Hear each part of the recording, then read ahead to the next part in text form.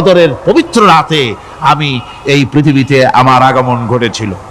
যদি প্রশ্ন করা হয়, বুঝলাম সবই, কেন নাজিল হয়েছে তুমি, এই পৃথিবীতে তোমার আসার উদ্দেশ্য কি, মূল কাজটা কি, এই প্রশ্ন যদি করা হয়, কোরআনে কারীম তার জবাবে বলে, শোনো কেন এসেছি, লিতুখরিজান নাসা মিনাজ যুলুমাতি ইলান নূর। আমার মিশন হচ্ছে গোটা বিশ্ব মানবতাকে পুঞ্জীভূত জমাট বাঁধা অন্ধকারের ভেতর থেকে টেনে বের করে আলোর সন্ধান দিতে, আলোর দিকে আনার জন্য আমি কোরআন নাজিল হয়েছি। আল্লাহ পাক আমাদের জন্য একটি পবিত্র মাস আমাদেরকে দিচ্ছেন, দান করেছেন, যে মাসটির নাম হচ্ছে রমাদান। রমাদান হচ্ছে রামদুন, রা মিম দত, রাম ধাতু থেকে উৎপত্তি, এর অর্থ হচ্ছে জ্বালানো, পুড়িয়ে দেওয়া, ভস্ম করে দেওয়া। রমাদান, রমজান মুবারকে যারা নাকি সিয়াম সাধনা করে, আত্মত্যাগ করে, অর্থাৎ তিতিক্ষা, ত্যাগ এবং তিতিক্ষা করে, রমজান মুবারকে আল্লাহ পাক যেভাবে রোজা চান ওইভাবে যারা রোজা রাখে, তাদের সমস্ত গুনাহ সমূহকে আগুন যেমন আবর্জনাকে জ্বালিয়ে দেয়, রোজা যদি সঠিকভাবে কারো হয় তাহলে তার গুনাহগুলিকে এইভাবে জ্বালিয়ে ভস্ম করে দেয়। সুবহানাল্লাহ বিহামদিহি। এই রমজান আমাদের সামনে। আমি আমার আলোচনার শুরুতে আমি আপনাদের খেদমতে আরজ করতে চাই যে মাসটির মধ্যে আমরা প্রবেশ করতে যাচ্ছি, দুটি জিনিস আমাদের সামনে এখন। একটি হচ্ছে আমরা মাহে রমজানকে ইস্তেকবাল করতে যাচ্ছি, মাহে রমজান আমাদের সামনে। দোয়া করে নেই যে আল্লাহ পাক এই পবিত্র রমজানের সম্মান করার মতো তৌফিক আমাদেরকে দান করো, আর যেভাবে রোজা রাখলে পরে তুমি খুশি হও সেইভাবে আমাদেরকে রোজা রাখার তৌফিক দান করো, বলি আমিন। এটি হচ্ছে সর্বশ্রেষ্ঠ মাস আল্লাহ পাক মুসলমানদের জন্য দান করেছেন। আবারও বলি আলহামদুলিল্লাহ। কোরআন শরীফের মধ্যে আল্লাহ সমস্ত ইবাদতের কথা বলেছেন, কিন্তু ডিটেইলস আলোচনা করেন নাই। হজ করতে হবে, কিন্তু ওকুফে আরাফা করতে হবে, রমিয়ে হিজার করতে হবে, রমিয়ে জিবার করতে হবে, তারপরে 7 বার তাওয়াফ করতে হবে, সাফা মারওয়া সাই করতে হবে, এগুলি কিন্তু কোরআন শরীফে আসে নাই, ডিটেইলস আসে নাই। নামাজ পড়তে হবে, কিন্তু জোহরে কয় রাকাত, আসরে কয় রাকাত, মাগরিবে কয় রাকাত, এই রাকাতগুলি কিভাবে বিন্যস্ত করতে হবে কোরআন শরীফে তা আসে নাই, বর্ণনা করা হয়নি। যাকাত দিতে হবে, কিন্তু কত টাকা হলে কত টাকা দিতে হবে, কত মন ধান হলে কতটুকু দিতে হবে, কত ছাগল হলে, কত গরু হলে, কত পরিমাণ সোনা হলে, কত পরিমাণ দ্রব্য মজুদ থাকলে যাকাত দিতে হবে, এর বিস্তারিত বিবরণ কোরআন শরীফে আসে নাই। চিন্তা হতে পারে যে তাহলে এগুলো আমরা পাইলাম কই? আমরা পেয়েছি কোরআনের ব্যাখ্যা হচ্ছে রাসূল করিম সাল্লাল্লাহু আলাইহি ওয়াসাল্লাম, হুজুর এটাকে আমাদেরকে বলে দিয়েছেন, তিনি সারে ছিলেন, শরীয়ত প্রণেতা ছিলেন। তো সমস্ত ইবাদতকে আল্লাহ পাক সংক্ষেপে সংক্ষেপে তিনি আউটলাইন অথবা গাইডলাইন তিনি দিয়েছেন আল্লাহ পাক। রমজান মুবারক হচ্ছে একমাত্র ইবাদত যে রমজান সম্পর্কে আল্লাহ পাক ডিটেইলস পূর্ণ একটি রুকু আল্লাহ পাক আলোচনা করেছেন। সুবহানাল্লাহ। রোজা শুরু করবেন কোনখান থেকে, শেষ করবেন কোথায় গিয়ে, সফরে প্লেনে যখন চলবেন তখন আপনার রোজার অবস্থা কি হবে, যদি দেশে যান তখন কি হবে, অসুস্থ হলে কি হবে, কিভাবে রোজা রাখবেন, কিভাবে রোজা ভাঙবেন, তারপরে কখন শুরু হবে, কখন কি হবে ইত্যাদি বিস্তারিত বিবরণ। রোজার মতো করে এত অন্য কোন ইবাদতের ব্যাপারে আল্লাহ এতটা বলেন নাই যতটা বলেছেন রোজার ব্যাপারে। তাহলে নিশ্চয়ই বুঝতে পারছেন রোজাটা অত্যন্ত গুরুত্বপূর্ণ ইবাদত। সবটাই গুরুত্বপূর্ণ, কিন্তু রোজাটা আল্লাহর কাছে বেশি গুরুত্বপূর্ণ। সুবহানাল্লাহ। আচ্ছা, বেশি গুরুত্বপূর্ণ কেন সে কথা কি বলবো? অবশ্যই বলবো। বেশি গুরুত্ব এই কারণে, আল্লাহ পাক বলেছেন, এটা হচ্ছে হাদিসে কুদসি, আল্লাহ পাক বলেছেন আস-সাওমু লি ওয়া আনা আজজি বিহি। অন্য রিওয়ায়াতে এসেছে ওয়া আনা উজজা বিহি। আস-সাওমু লি, রোজা হলো আমার জন্য। কে বলতেছেন বলুন তো? আল্লাহ পাক বলছেন রোজা হচ্ছে আমার জন্য, রোজার পুরস্কার আমি দেব। অন্য বর্ণনায় এসেছে রোজা আমার জন্য আর রোজাদারের পুরস্কার আমি আল্লাহ নিজেই পুরস্কার। সুবহানাল্লাহ, সুবহানাল্লাহ। তাহলে প্রশ্ন আসে, আল্লাহ পাক বলছেন রোজা আমার জন্য, আস-সাওমু লি। আল্লাহ তো এই কথা কোথাও বলেন না আজ-যাকাতু লি, আস-সালাতু লি, আল-হাজ্জু লি, রোজা আমার কি বলে, যাকাত আমার জন্য, হজ আমার জন্য, নামাজ আমার জন্য, একথা কিন্তু আল্লাহ বলেন নাই। অবশ্যই আমরা যাকাত হোক, নামাজ হোক, হজ হোক কার জন্য করি? আল্লাহর জন্য করি। রমজানের ব্যাপারে আল্লাহ খাস করেছেন যে আস-সাওমু লি, রোজা আমার জন্য। এই কথাটার অর্থ কি, তাৎপর্য কি, ব্যাখ্যা কি, সিগনিফিকেন্স কি? এর সিগনিফিকেন্স হচ্ছে এই যে প্রত্যেকটা ইবাদতের দুটি ধরন আছে। কয়টা ধরন বলুন তো? দুটি ধরন। একটি ধরন হচ্ছে বাহ্যিক, আর একটা হচ্ছে আভ্যন্তরীণ। প্রত্যেকটা ইবাদতের দুটি দিক আছে, একটা মানুষকে দেখানো আর একটা ভেতরের। যেমন নামাজ, একটি লোক নামাজ পড়ে না, কিন্তু এমন একটা সমাবেশের মধ্যে পড়ে গেছে, সবাই নামাজ পড়ে। এখন আমি যদি নামাজ না পড়ি তাহলে লোকে বলবে কি? তখন উজু আছে কি না আছে দাঁড়াই গেল, আল্লাহু আকবার।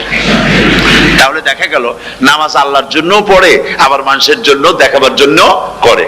যাকাত এটা দেয় মানুষে, তার নিয়তটাকে আল্লাহ পাক ভালো জানেন। কিন্তু কিছু লোক তেমন আছে, যাকাতের নামে লুঙ্গি, আমাদের দেশে আছে, এখানে কি করে আমি জানি না, লুঙ্গি শাড়ি কিনে তারপরে বাড়িতে সব জমা করে এরপরে গরিবদের দাওয়াত দেয় এবং সকলকে দেখায় এভাবে লুঙ্গি দিল, শাড়ি দিল, লোকেরা দেখলো যে যাকাত দিল, খুব যাকাত দিয়েছে। কোরবানির ব্যাপারে এভাবে বিরাট একটা গরু কিনলো, কিনে মানুষকে দেখাইলো। চট্টগ্রামে আছে সবচেয়ে বড় দামের গরু একটা কিনে গরুর গলায় মালা একটা পরাইয়া তারপরে শহর ঘুরায়। এখন অবশ্য এটা কমে গেছে আগের থেকে অনেক। মানুষ দেখুক যে ও মুখে এই গরুটা কোরবানি করেছে। এটা কি কোরবানির জন্য হলো না মানুষকে দেখাবার জন্য হলো? হজ, টাকা আছে, লোকেরা বলবো কি যে এত টাকার মালিক, তাও হজে যায় না, সুতরাং যাই একটু হজ করে আসি। তাহলে হজ করা গেল, আবার মানুষকে দেখাবার জন্য করলো। দুটি জিনিস আছে। কিন্তু একমাত্র রোজা যদি কেউ রাখে মানুষকে দেখাবার জন্য, সকাল থেকে শুরু করে সন্ধ্যা পর্যন্ত না খাইয়া কোনো পাগলও থাকবে না। বলেন আপনারা ঠিক কিনা? সে তো মানুষকে দেখাবার জন্য দাঁত পরিষ্কার করে নিল, আর দুপুরে ভাত খাই নিল, বউতেও টের পাইল না। পারবে কিনা? পারবে। টয়লেটে গিয়ে খাই নিল ভালো করে, কোন একটা আড়াল জায়গা নিয়ে খেয়ে গেল, বাচ্চাও দেখলো না, বউতেও দেখলো না, খেয়ে নিল। তাহলে সে তো রোজা রাখলো না। আল্লাহ পাক বলছেন আস-সাওমু লি, রোজা হচ্ছে আমার জন্য। যে রোজা রাখে আমার জন্যই রাখে, মানুষকে দেখাবার জন্য সারাদিন না খেয়ে থাকার কোনো প্রশ্নই ওঠে না। সুবহানাল্লাহ। সুতরাং রোজা যে রাখলো সে আমার জন্যই রাখলো। ওয়া আনা আজজি বিহি, রোজার পুরস্কার আমি আমার হাত দিয়ে দেব। সুবহানাল্লাহ, আমার হাত দিয়ে দেব। ম্যানেজার যদি বলে এই কাজগুলি করলে পরে বেতন, নির্ধারিত বেতন পাবা, আর এইটা যদি করো তাহলে বেতনটা আমি দেবো আমার হাত দিয়া, তাহলে এমপ্লয় যারা তারা বুঝতেই পারবে যে মালিক যখন নিজেই দেবে তাহলে ম্যানেজারের মতো দেবে না, মালিক মালিকের মতোই বড় করে দেবে। তো আল্লাহ পাক ফেরেশতাদের কাছে এটা রাখেন নাই, সব নেকি তোমরা লেখো গিয়া, আর রোজার সওয়াব আমার হাত দিয়ে আমি দেব। সুবহানাল্লাহ। এরপরে আল্লাহ পাক বলছেন, অন্য রিওয়ায়াতে এসেছে রোজা আমার জন্য, আর রোজাদারের পুরস্কার আর কিচ্ছু না, রোজাদারের পুরস্কার আমি আল্লাহ নিজেই পুরস্কার হয়ে যাব। সুবহানাল্লাহ। হাদিস শরীফে এসেছে রোজা রাখলে পরে ক্ষুধার কারণে, খালি পেটে থাকার কারণে টক্সিন জাতীয় এক প্রকারের গ্যাস তৈরি হয় পেটের ভেতরে, স্টমাকের মধ্যে, ফলে মুখে এক রকমের দুর্গন্ধের সৃষ্টি হয়। নবীজি বলেছেন রোজাদারের মুখের থেকে যে গন্ধ বের হয়, আল্লাহ পাকের কাছে রোজাদারের মুখের গন্ধ মিস্ক আম্বারের চাইতে বেশি পবিত্র। আপনার মুখের গন্ধটাও আল্লাহর কাছে পবিত্র। রোজাদারের জন্য, রোজাদারদের জন্য জান্নাতের একটি দরওয়াজা খাস করে রাখা হয়েছে, যার নাম রায়্যান। এই দরওয়াজা রোজাদারদের জন্য, কেবলমাত্র রোজাদারেরা সেখান থেকে প্রবেশ করবে, আর কেউ প্রবেশ করতে পারবে না। এই রোজাদারদের সম্পর্কে আল্লাহ পাক বলেছেন, হাদিস শরীফে এসেছে, বুখারী শরীফের হাদিস, রাসূল করিম সাল্লাল্লাহু আলাইহি ওয়াসাল্লাম বলেছেন লিসাইমে ফারহাতান, ফারহাতুন ইনদা ফিতরিহি ওয়া ফারহাতুন ইনদা লিকাই রাব্বিহি। রোজাদারের জন্য দুইটা খুশি। কয়টা খুশি বলুন তো? কে বলছেন? আল্লাহ রাসূল বলছেন রোজাদারের জন্য দুইটা খুশি। লিসাইমে ফারহাতান, দুটি খুশি। ফারহাতুন ইনদা ফিতরিহি, একটা খুশি হচ্ছে ইফতারের সময়। এই ফিতরিহিতে, এই ফিতরিহি দুটি কথা, এই একটি কথার দুটি ব্যাখ্যা হয়। একটা হচ্ছে ইফতারের সময়, ইফতারের কথা বলা হয়েছে, আর ঈদের কথাও এর মধ্যে বলা হয়েছে।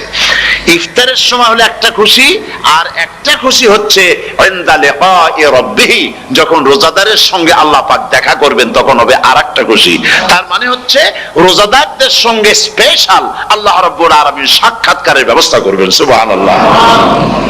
তাহলে দুটি জিনিস হলো, একটা হলো ইফতারের জন্য দুটা, রোজাদারের জন্য দুটা খুশি, একটা হলো ইফতারের সময়, আর একটা হচ্ছে আল্লাহর সঙ্গে যখন দেখা করবে। তো ইফতারের যে খুশিটা, এই খুশি রোজাদার ছাড়া কেউ বুঝবে না। ইফতার সারাদিন রোজা রাখার পর সামনে পেঁয়াজি, বেগুনি, সালাদ, তরমুজ, মিষ্টি, তারপরে আম্বালা সুইট মিটের নানান রকমের মিষ্টি, এরপরে মুড়ি, কত কিছু সব সামনে নিয়ে বসে আছে। দেখছেন অবস্থা? সমস্ত কিছু সামনে বসা, ঘড়ির দিকে তাকানো। আপনি যদি 5 মিনিট আগে খান, ফেরেশতা এসে মুখের উপর থাপ্পড় মারবে, বেটা খাইলি কেন? বলবে কেউ? বলবে না। কোন ফেরেশতা লাঠি নিয়ে দাঁড়ায় আছে? দাঁড়ায় নাই, কিন্তু আপনি খাচ্ছেন না কেন? সুবহানাল্লাহ, সুবহানাল্লাহ বলবেন না? অন্তত 1500 বছর আগে আল্লাহ রাব্বুল আলামিন নির্দেশ করে রেখেছেন, সূর্য সাদা হওয়া থেকে, পূর্ব দিগন্ত সাদা হওয়া থেকে শুরু করে পশ্চিম দিগন্তে যখন কালো হয়ে কালো রেখা দেখা দেবে, যখন মাগরিব হয়ে যাবে, সূর্যাস্ত যাবে, ততক্ষণ পানাহার আর স্ত্রী সম্ভোগ থেকে বিরত থাকো। 1500 বছর আগের আল্লাহ রাব্বুল আলামিনের এই নোটিশ কিভাবে কার্যকরী হচ্ছে উম্মতের মধ্যে, মুসলমানদের ভেতরে। খাবার সামনে আসে, পিপাসা লেগেছে, এখন তো পিপাসা লাগে না, খুব ঠান্ডার সময়, এখন রোজা রাখতে খুব মজা হবে, তাই না? খুব মজার রোজা। কিন্তু এই রোজা যখন জুন মাস আর জুলাই মাসে আসবে, তখন টের পায় মানুষ রোজা কাকে বলে। প্রচন্ড পিপাসা, সামনে সব খাবার পড়ে আছে, একটা খাবারের দিকে রোজাদারের হাত যায় না, ঘড়ির দিকে তাকায় আর চুপ করে বসে বসে আল্লাহর জিকির করতে থাকে। আল্লাহ কয়, ফেরেশতারা দেখ, এই বান্দা বানাইতে নিষেধ করছিলি। সুবহানাল্লাহ। আল্লাহ খুশি হয়ে যান। রোজাদার অপেক্ষা করতে থাকে, ঠিক যখন কাটায় কাটায় সময়টা এসে গেছে, তখন আল্লাহর নাম করে খুরমা দিয়ে, পানি দিয়ে ইফতার শুরু করে দিল। আল্লাহ পাক খুশি হয়ে গেলেন। এই যে ইফতার, সারাদিন রোজা রাখা ইফতার করায় যে মজা, রোজা রাখলো না এরকম লোকেরাও কিন্তু ইফতার করে, করে না? পুরান ঢাকায় আছে, ঢাকার তো কয়েকটা এলাকা আছে, পুরান ঢাকার লোকেরা নাকি বলে যে, যারা রোজা রাখে না তারা বলে যে, রোজা না রাখে একরকম পাপ করছি, আর ইফতার না করে কবিরা গুনাহ করবো নাকি, ইফতার তো করাই লাগবে। তো খুব মজা করে ইফতার করে তারা। তো সারাদিন রোজা রেখে পেঁয়াজি, ছোলা, বুট, মুড়ি খাওয়ায় যে মজা, সারাদিন ভাত খাইয়া তারপরে ইফতারের শরীক হওয়া, ছাগলে ঘাস খেলে যেমন লাগে ওইরকম তার মুখে লাগে, এই মজা পাবে না। রোজাদারের যে মজা লাগে সেই মজা সে পাবে না। সারা মাস রোজা থাকার পর, আল্লাহর হুকুম মেনে সারা রাত রোজা রাখার পর, তারপরে ঈদের দিনে জামা কাপড় পরিষ্কার করে, শেরওয়ানি গায়ে লাগাইয়া, পাঞ্জাবি পরে, আতর মেখে, এরপরে ঈদের জামাতে যখন দাঁড়ায় যায়, সে যে মজা পায়, সারা মাস রোজা রেখে ঈদের জামাতে গিয়ে সে যে মজা পায়, যে রোজা রাখলো না, ঈদের দিনে খুব জামা, পাজামা, সেন্ট এগুলো মেখে টেকে প্রথম কাতারে গিয়ে দাঁড়ায় গেছে, ও সেই মজা পাবে না। ওর মনের মধ্যে একটা চোর চোর ভাব থেকেই যায়। সে মনে মনে ভাবে, এই জামাত আমার না, জোর করে আসছি, এইখানে দাঁড়াবার যোগ্যতা আমার নাই।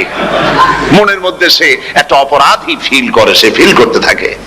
সুতরাং রোজাদারের জন্য দুইটা খুশি, একটা হচ্ছে ইফতারের সময়, আর একটা খুশি হবে যখন আল্লাহ তাদেরকে দেখা দেবেন। সুবহানাল্লাহ।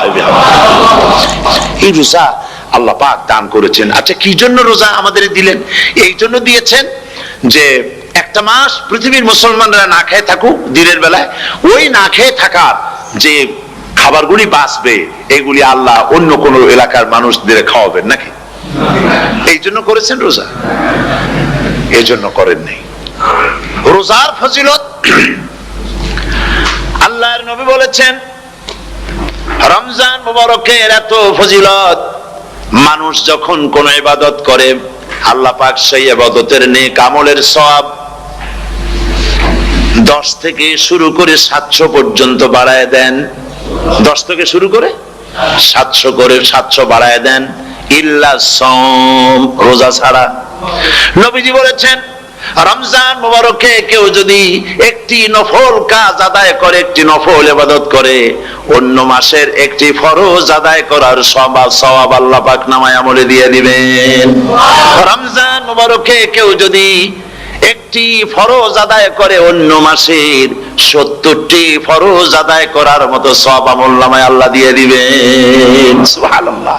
এই মাস আমাদের সামনে। আল্লাহু আকবার বলি, আল্লাহু আকবার বলি, আলহামদুলিল্লাহ। এই পবিত্র মাস আমাদের সামনে। এই মাসে এত সওয়াব নফল হয় ফরজের মতো, আর ফরজ হয় 70টা ফরজের মতো। এত সওয়াব কেন হইল? আমরা না খেয়ে থাকি সেই জন্য নাকি? বলতে পারেন কেন হলো? একটি কারণ, শাহরু রমাদান আল্লাযী উনজিলা ফীহিল কুরআন। সুবহানাল্লাহ বলবেন না?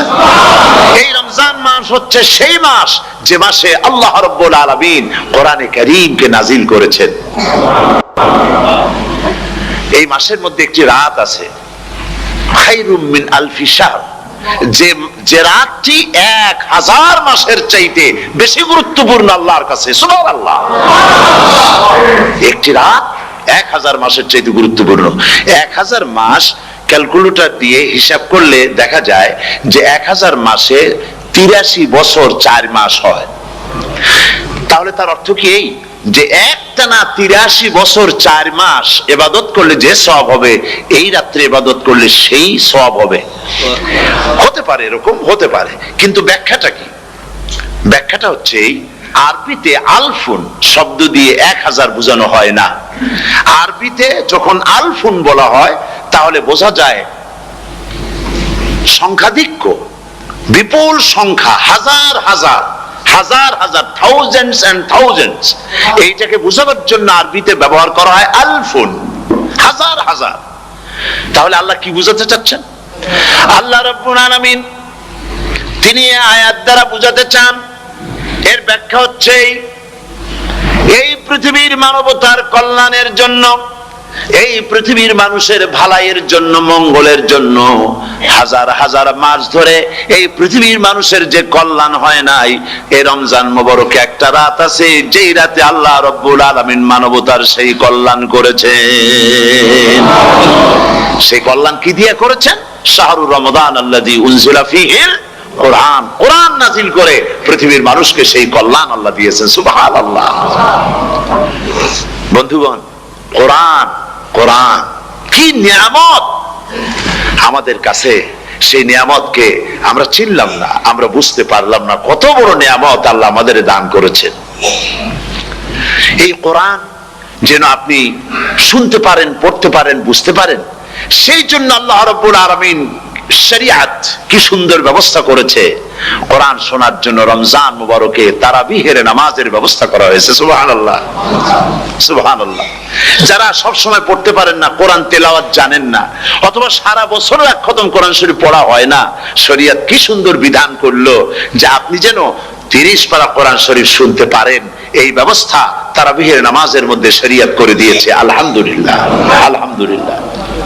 যাদের টাকা কড়ি আছে আমি তাদেরকে অনুরোধ করব, যদি পারেন তাহলে মেহেরবানি করে রমজান মুবারকে উমরা পালন করবেন। আমি উমরার নিয়ত করে এসেছি, ঢাকা থেকে উমরার নিয়ত করে এসেছি, আপনাদেরকে দেখে গেলাম।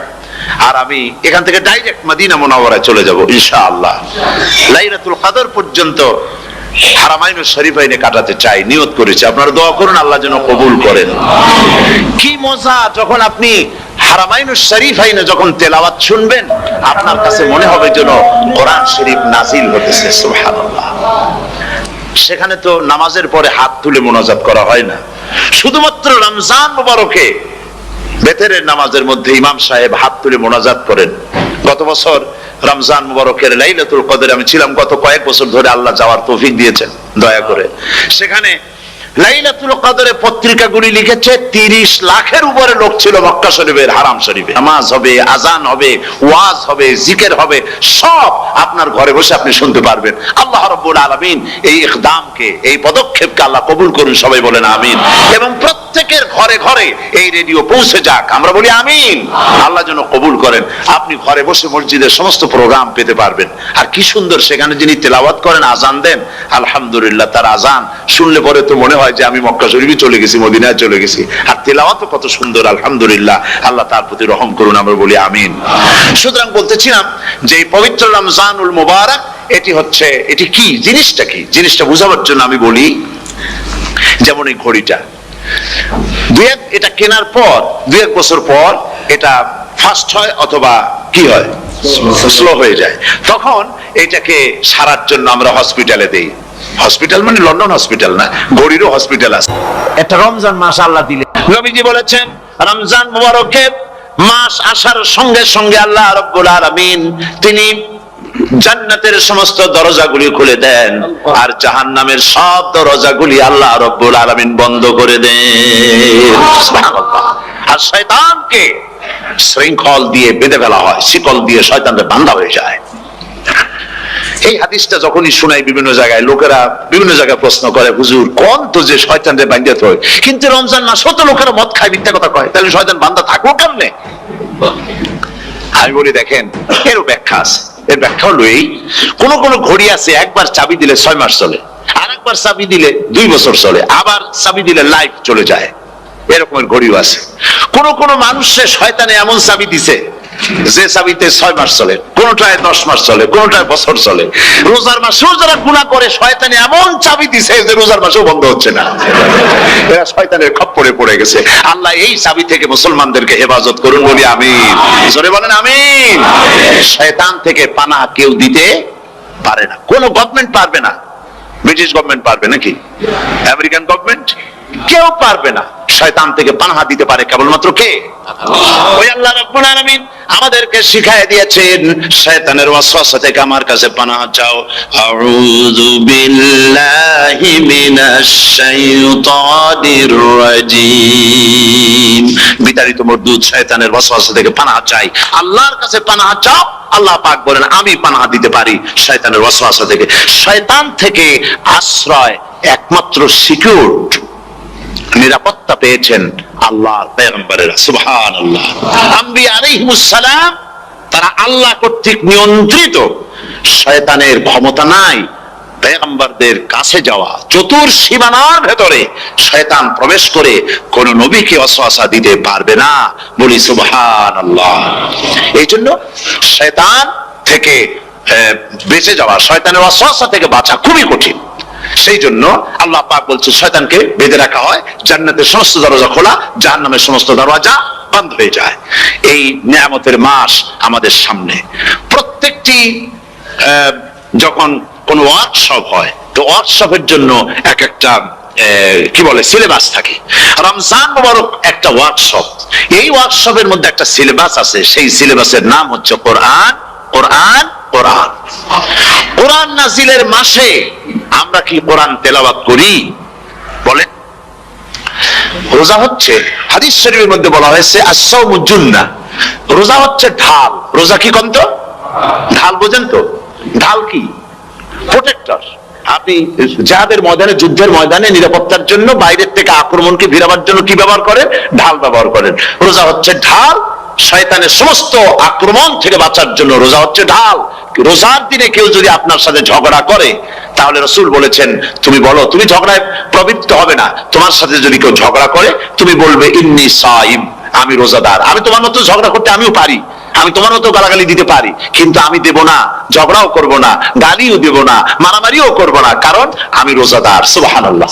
রোজা আপনাকে গুনাহ থেকে বাঁচায় দেবে। দেখেন রোজা কিভাবে গুনাহ থেকে বাঁচায়। মিথ্যেবাদী সারাক্ষণ মিথ্যে কথা বলে, কিন্তু রোজার মাস আসছে। এখন মিথ্যাবাদী যারা, তাদের ঘনিষ্ঠ লোকদের কাছে শুনেছি যে তারা বলে, যদি কোনো লোক দিনের বেলা এসে যায় আর এমন কথা, যে কথা বলতে গেলে মিথ্যা বলা ছাড়া উপায় নাই তার জন্য, সে তখন বলে ভাই তুমি তো অসময় আসছো, এখন আমি খুব ব্যস্ত, আই এম ভেরি বিজি, তুমি রাত্রে আসো। কথা বুঝতে পেরেছেন? তো রোজা হচ্ছে কি? রোজাটা কি বলে? ঢাল। কোন মেয়ে লোকের দিকে চোখ পড়লো, আহা আমি তো রোজাদার, চোখকে সাথে সাথে নিচে নামায় ফেললো। গানের আওয়াজ আসলো, আমি তো রোজাদার, সে গানটা শুনলো না। কাজে সমস্ত গুনাহ থেকে বাঁচার জন্য রোজা একটা বিরাট হাতিয়ার। সুবহানাল্লাহ। এই মাসে আল্লাহ রাব্বুল আলামিন এই মাসটা, এই রোজাটা কেন দিয়েছেন? লাআল্লাকুম তাত্তাকুন।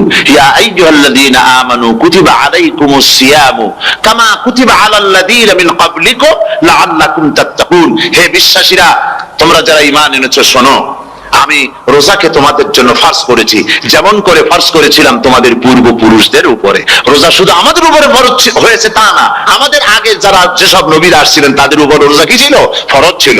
সুতরাং এই রোজা তোমাদের উপরে ফরজ, এই জন্য লাআল্লাকুম তাত্তাকুন, যাতে করে তোমরা কি হতে পারো? পরেজগার হতে পারো। কি হতে পারো? পরেজগার, মুত্তাকি হতে পারো, আল্লাহকে ভয় করতে পারো। একমাত্র আল্লাহর ভয় মানুষকে ভালো বানাতে পারে। একটা মানুষ জান্নাতে যাওয়ার জন্য, জাহান্নাম থেকে বাঁচার জন্য একটা জিনিস, কয়টা জিনিস বলেন? একটি জিনিস যদি ভেতরে থাকে তাহলে সমস্ত গুনাহ থেকে বাঁচতে পারে। আর একটি জিনিস যদি না থাকে তাহলে এমন কোন কাজ নাই পৃথিবীতে যা সে করতে পারে না। সেই কাজটার নাম কি? তাকওয়া। সবাই বলেন, কাজটার নাম কি? তাকওয়া। যদি ভেতরে আল্লাহ পাকের ভয় থাকে, রব্বুল আলামিন আমাকে দেখছেন, তিনি আমাকে শুনতেছেন, এই ভয় যদি অন্তঃকরণের ভিতরে থাকে তাহলে এই লোকটি কোনো গুনাহের কাজ করতে পারবে না, মিথ্যা বলতে পারবে না, ওজনে কম দিতে পারবে না, খাদ্যে ভেজাল দিতে পারবে না, শয়তানি বদমাশি করতে পারবে না। আর যদি এই জিনিসটির অভাব থাকে, যদি তাকওয়া না থাকে, তাহলে সমস্ত অন্যায় কাজ সে করতে পারবে। এই জন্য আল্লাহ রাব্বুল আলামিন বলেন, রোজা এই জন্য দান করেছে যাতে করে, রোজার মাস এই জন্য দিলাম, লাআল্লাকুম তাত্তাকুন, তোমাদের ভিতরে তাকওয়ার সৃষ্টি হয়।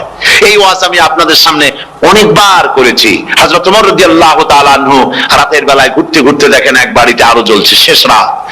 এই রাত্রে বাড়িতে আলো জ্বলে কেন? ভাবলেন কোনো অসুখ বিসুখ হলো নাকি। তো উনি কাছে গেছেন, গিয়ে কান পেতে শুনতেছেন। বাড়ির মালিক বুড়ি তার যুবতী মেয়েকে ডেকে বলছে, মা ওঠো, তাড়াতাড়ি ওঠো। কেন? কয় যে সকাল তো হয়ে গেল, দুধ দই এনেছি, আমি দুধ এনে রাখছি, এখন তুমি পরিমাণ মতো সবটা পাত্রে পানি দিয়ে ভরে দাও, তাহলে ওজন বেশি হবে আর আমরা ভালো লাভ করতে পারবো। মেয়ে বলছে, মা তুমি বলো কি, এটা আমার দ্বারা সম্ভব না। কেন সম্ভব নয়? হযরত ওমর এক ফরমান জারি করেছেন, তিনি বলেছেন তিনি পানিতে, দুধের মধ্যে পানি মিশাতে নিষেধ করেছেন। তাছাড়া রাসূল করিম সাল্লাল্লাহু আলাইহি ওয়াসাল্লাম খাদ্যদ্রব্যে ভেজাল দিতে নিষেধ করেছেন। কাজেই হযরত ওমরের এই নির্দেশকে আমি অমান্য করতে পারবো না। মা বলছে, দেখো ওমর এখন তো ঘুমাইতেছে, এত রাত্রে তিনি কি এখানে আসছেন নাকি আমাদের এই কারবার দেখতে? তুমি পানি মিশা উঠছে মতো।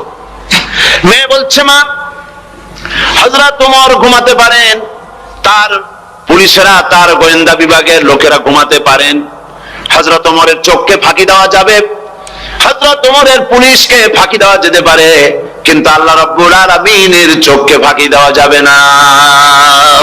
আমার পক্ষে সম্ভব নয়, আমি দুধে পানি মিশাতে পারবো না। হযরত ওমর রাদিয়াল্লাহু তাআলা চলে গেলেন, গিয়ে তার ছেলেকে ডেকে বললেন, ছেলে আমি তো এখন বুড়া হয়ে গেছি, আমার বিয়ের বয়স নাই, আমি একটা মেয়ের খোঁজ নিয়ে আসছি, যদি আমার বয়স থাকতো এই মেয়েটার আমি বিয়ে করতাম। সুবহানাল্লাহ, সুবহানাল্লাহ। তো এই মেয়েটা, তুমি খোঁজ নাও, যদি বিয়ে না হয়ে থাকে তুমি প্রস্তাব দাও বিবাহের। কি সৌন্দর্য তিনি দেখলেন মেয়েটার মধ্যে, স্বাস্থ্য, রূপ, যৌবন, কি দেখলেন? তাকওয়া। জোরে বলেন না, কি দেখলেন? তাকওয়া।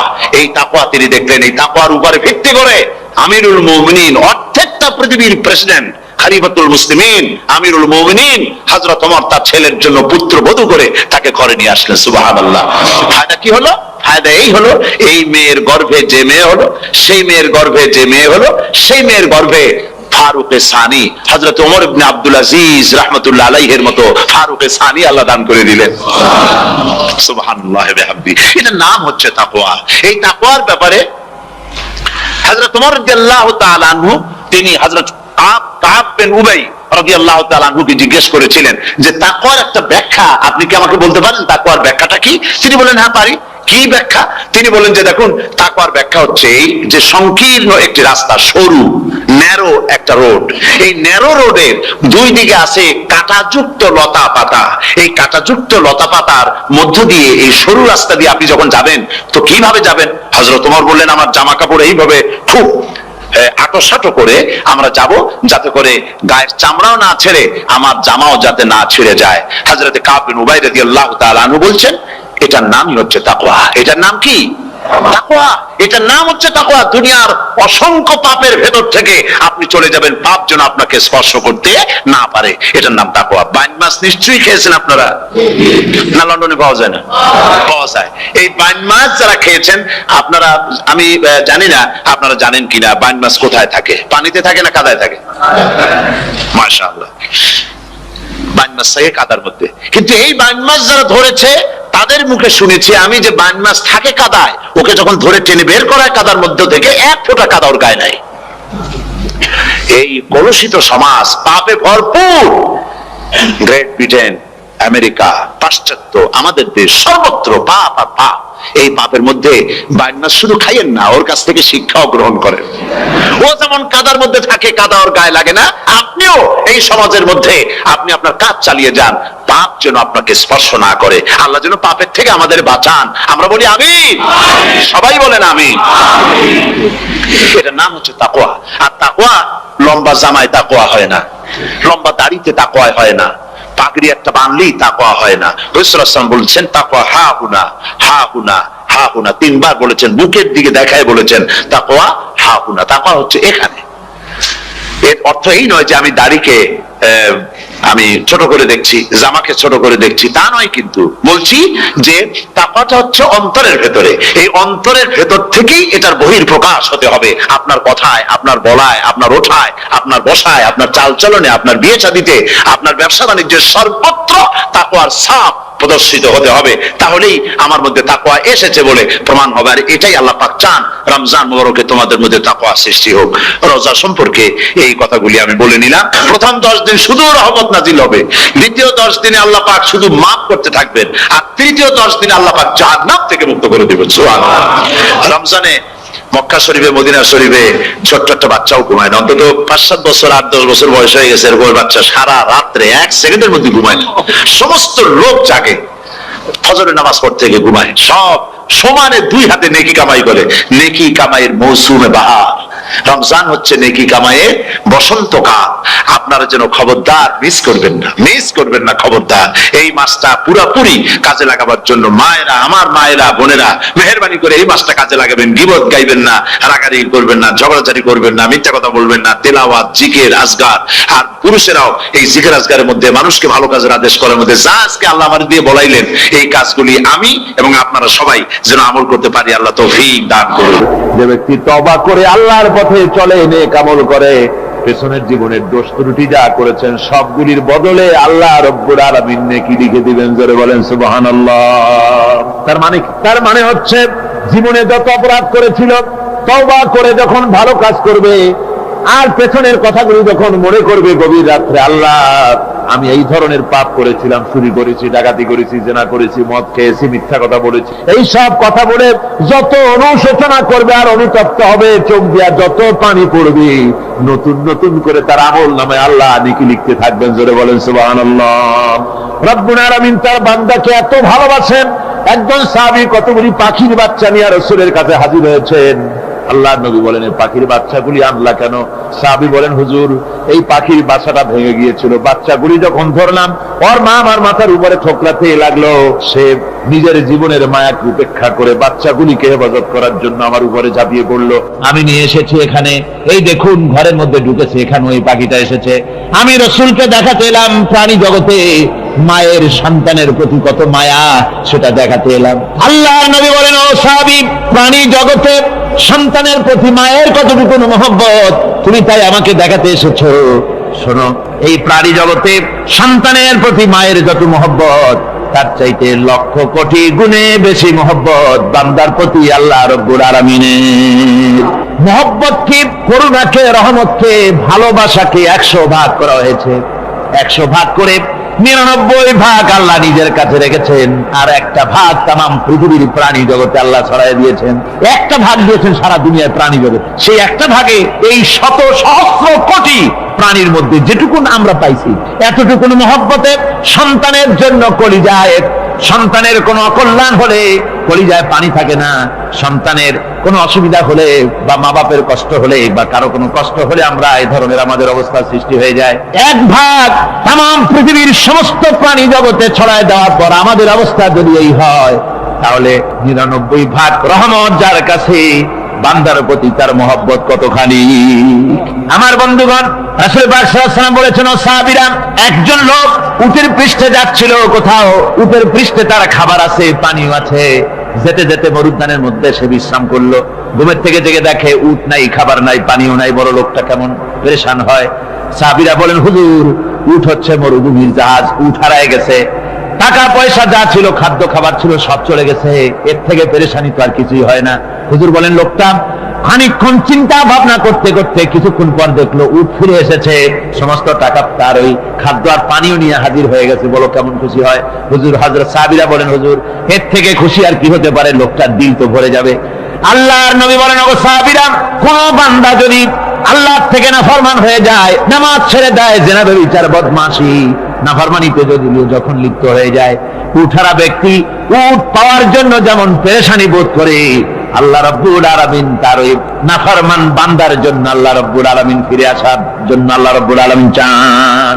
বান্দা যখন, নাফরমান বান্দা নিজের গুনাহ বুঝতে পেরে যখন সেজদায় পড়ে গিয়া কান্দে, রব্বুল আলামিন আমার গুনাহ মাফ করে দাও, এইভাবে যখন কাঁদতে থাকে, রব্বুল আলামিন, আল্লাহর হাবিব বলেন, উঠারা ব্যক্তি উঠ পেরে পড়ে, ওই ব্যক্তি যত খুশি হন। কোন নাফরমান বান্দা যখন সেজদায় পড়ে যায়, আল্লাহ রাব্বুল আলামিন এর চাইতে লক্ষ কোটি গুণে বেশি খুশি হয়ে যান। আল্লাহ পাক হচ্ছেন রহমান রহিম, গাফুরুর রহিম। পৃথিবীতে এমন কে আছে আপনি আমাকে বলেন, এমন কে আছে অপরাধ করবে না আর সে বলবে আয় তোরে মাফ করে দেই? বলেন, এরকম আছে নাকি? কেউ বলেন আছে?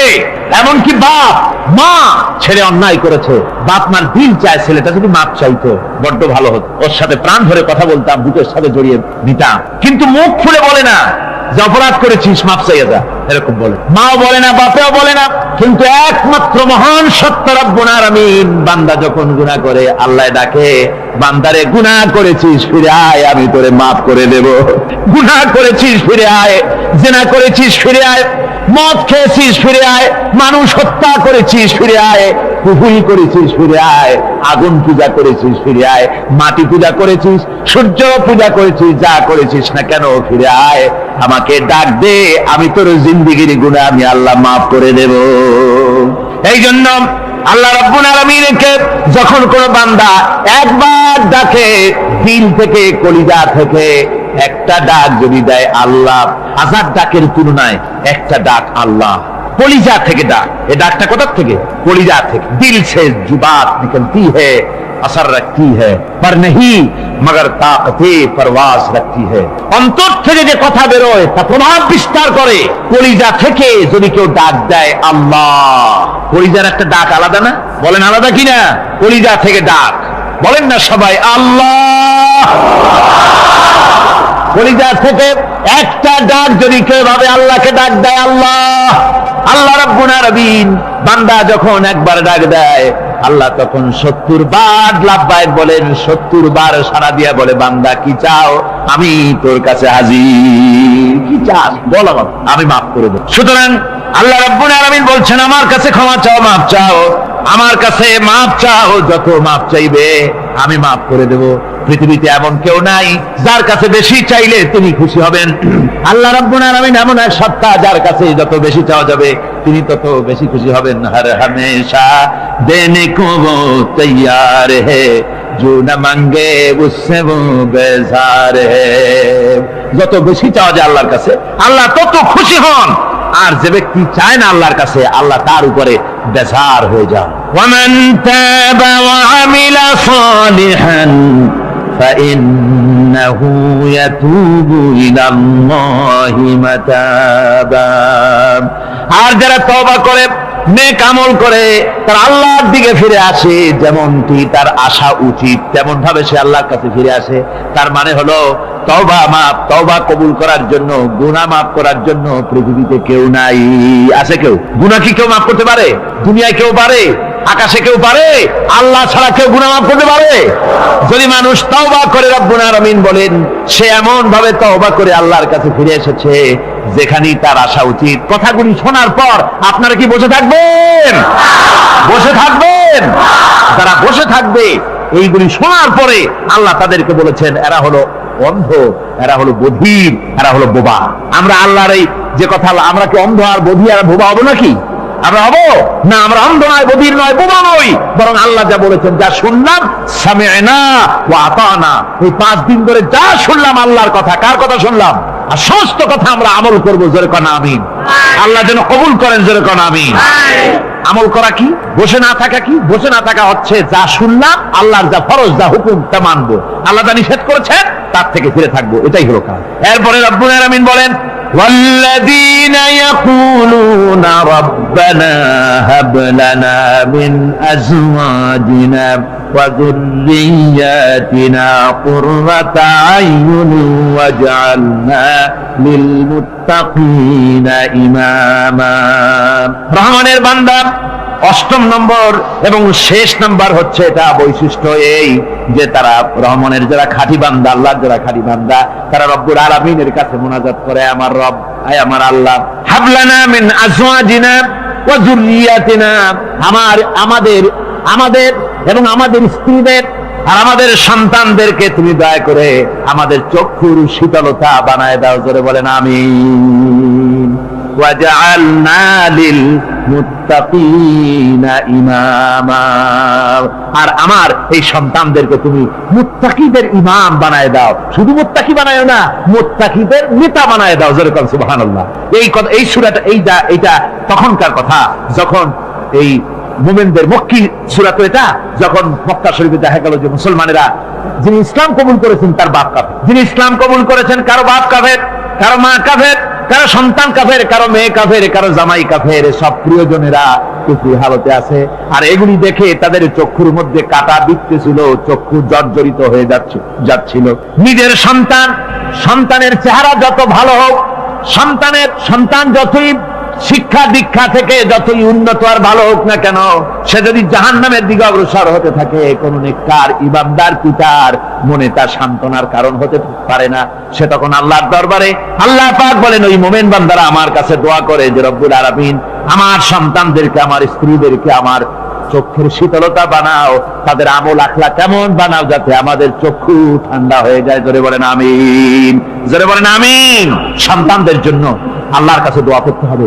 আপনারা দেখেন, চোখের সামনে দেখতে পাচ্ছেন সন্তান সিনেমায় যাচ্ছে, সন্তান নামাজ পড়ে না, সন্তান রোজা রাখে না, সন্তান মানুষের তৈরি করা মতাদর্শের পেছনে স্লোগান দিচ্ছে, দৌড়াচ্ছে, আর আপনি পিতা হয়ে তাকে ঠেকাচ্ছেন না। ওই ছেলে তো জাহান্নামে যাচ্ছে, আপনার দরদ হওয়া উচিত, ওই ছেলেকে ফিরানো দরকার আর আল্লাহর কাছে দোয়া করা দরকার। আমার বন্ধুগণ, দোয়া আল্লাহ নিজেই শিখাই দিচ্ছেন, দোয়া করো। পড়েন আমার সাথে, রব্বানা হাব লানা মিন আজওয়াজিনা ওয়া যুররিয়াতিনা কুররাতা আয়ুন ওয়াজআলনা লিল মুত্তাকিনা ইমামা। أولئك يجزون الغرفة بما صبروا ويلقون فيها تحية وسلاما। আল্লাহ পাক বলেন এই সব লোকদের জন্য তারা যে সবর করেছিল, সেই সবরের কারণে আমি তাদের উত্তম জাযা দান করব। আর তাদের জন্য ফেরেশতারা চতুর্দিক থেকে, ফেরেশতারা তাদের জন্য সম্বোধন করবে, তাদেরকে সম্বর্ধনা দিবে, ফেরেশতারা তাদের সম্বর্ধনা দিবে। ওয়াল মালাইকাতু ইয়াদখুলুনা আলাইহিম মিন কুল্লি বাবিন সালামুন আলাইকুম বিমা সাবারতুম ফানি'মা উকবাদ-দার। চতুর্দিক থেকে ফেরেশতারা আসতে থাকবে আর তারা সালাম দিতে থাকবে, তাদেরকে সম্বর্ধনা দেবে বেহেশতীদেরকে, আর বলবে তোমাদের জন্য এই পরকালের এই ঘরটাই, জায়গাটা কতই না উত্তম করে আল্লাহ তৈরি করে রেখেছেন। বলেন সুবহানাল্লাহ। সালামুন আলাইকুম। আল্লাহ বলছেন উলাইকা ইউজসাউনাল গুরফাতা বিমা সাবারু, তোমরা যে সবর এখতিয়ার করেছিলে সেজন্য আজকে তোমাদের জন্য আমি এই বিরাট নিয়ামত তোমাদের জন্য রেখেছি। দিনকে চালু করতে গেলে, ইসলামী আন্দোলন করতে গেলে বিপদ আসে, আর সেই বিপদে সবর এখতিয়ার করতে হয়। কত ভয় আসে, লোভ আসে, কত কিছু আসে। এগুলিকে উপেক্ষা করে যারা ইসলামী আন্দোলনের জন্য নফসের খাহেশকে, আরামকে হারাম করে দিয়ে আন্দোলনে যারা ঝাঁপিয়ে পড়তে পারে, তাদের জন্য আল্লাহ পাক এই সমস্ত নিয়ামত রেখে দিয়েছেন। কুল মা ইয়াবাউ বিকুম রাব্বি লাউলা দুআউকুম ফাকাদ কাযাবতুম ফাসাউফা ইয়াকুনু লিজামা। ও নবী, আপনি এদেরকে বলেন, আপনি এই লোকগুলিকে বলেন যে তোমাদের ব্যাপারে আল্লাহর কি প্রয়োজন পড়েছে যদি তোমরা আল্লাহকে নাই ডাকো, আল্লাহর কাছে যদি দোয়া না করো, যদি হাত না পাতো, আল্লাহ কি যদি না ডাকো, তাহলে তোমাদের যদি আল্লাহর দরকার, ফাকাদ কাযাবতুম, তোমরা তো অস্বীকার করে চলছো। ফাসাউফা ইয়াকুনু লিজামা, খুব তাড়াতাড়ি করে তোমরা বুঝতে পারবে, এমন অবস্থা, এমন আযাব আসবে যে তখন তোমাদের প্রাণ বাঁচানোই দায় হয়ে পড়বে। আমার বন্ধুগণ, একটা মানুষের সাথে মানুষের সৃষ্টি আর পাথরও সৃষ্টি, পাথরও একটা মাখলুক, মানুষও মাখলুক। পাথরের সাথে মানুষের পার্থক্য কোথায়? পাথর আল্লাহর দরবারে হাত তুলতে পারে না, আল্লাহকে ডাকতে পারে না, মোনাজাত করতে পারে না। মানুষ ডাকতে পারে, হাত তুলতে পারে, তার হাত দেওয়া আছে। মানুষ হয়ে যদি আল্লাহর দরবারে হাত তুলতে না পারলেন, চোখের পানি যদি না ফেলতে পারলেন, আল্লাহ পাক বলছেন, ও নবী বলে দেন, আপনি বলুন তোমাদের দিয়ে কি প্রয়োজন আল্লাহর? লাউলা দুআউকুম, তোমরা যদি সেই আল্লাহকে যদি না ডাকো, যদি তার কাছে হাত না তোলো, তাহলে তোমাদের দিয়ে আল্লাহর দরকারটা কি? তোমাদেরকে রব্বুল আলামিন তৃণখণ্ডের মতো উড়িয়ে দিবেন, কোন মর্যাদা থাকবে না আল্লাহর কাছে। সুতরাং মর্যাদা পেতে হলে আল্লাহকে ডাকতে হবে, আল্লাহর কাছে চাইতে হবে। এভাবে করে আল্লাহ পাক তার বান্দাদেরকে নির্দেশ করছেন। আমার বন্ধুগণ, এই মোট 8টি বৈশিষ্ট্য ইসলামের আপনার মোমেন বান্দাদের জন্য, রহমানের খাঁটি বান্দাদের জন্য এই 8টি বৈশিষ্ট্য আল্লাহ পাক দান করেছেন। এই 8টি বৈশিষ্ট্য যেন আল্লাহ পাক আমাদের মধ্যে দান করে দেন। জোরে বলেন আমিন, আরো জোরে বলেন আমিন। 8টি বৈশিষ্ট্যের জন্য আল্লাহ পাক বেহেশত রেখেছেন। 8টি বেহেশত কয়টি? এই 8টি বেহেশতের দরওয়াজা আল্লাহ যেন আমাদের জন্য কিয়ামতে খুলে দেন। জোরে কোন আমিন। আমার ভাইরা, আল্লাহ রাব্বুল আলামিন এই কোরআন যে নাজিল করেছিলেন, এই কোরআন দিয়ে এই ধরনের নৈতিক গুণে গুণান্বিত একটা জনসমষ্টি তৈরি করেছিলেন আল্লাহর হাবিব জনাব মুহাম্মদ রাসূলুল্লাহ সাল্লাল্লাহু আলাইহি ওয়াসাল্লাম। আর সেই জনসমষ্টি দিয়ে রাসূল পাক সাল্লাল্লাহু আলাইহি ওয়াসাল্লাম একটি ইসলামী কল্যাণমূলক রাষ্ট্র তৈরি করেছিলেন। রাসূলুল্লাহ কি করেছিলেন? একটা রাষ্ট্র। এই যা বললাম, এই 5 দিন ধরে যা বললাম, এই সব গুণাবলী দিয়ে, এই সব বৈশিষ্ট্য দিয়ে রাসূলুল্লাহ একটা জনগোষ্ঠী তৈরি করেছিলেন। সেই জনগোষ্ঠী নিয়ে মক্কি জিন্দেগি থেকে রাসূলুল্লাহ মদিনায় আসলেন। আর মদিনায় এসে রাসূলুল্লাহ এখন রাষ্ট্রপ্রধান হয়ে গেলেন। কি হয়ে গেলেন?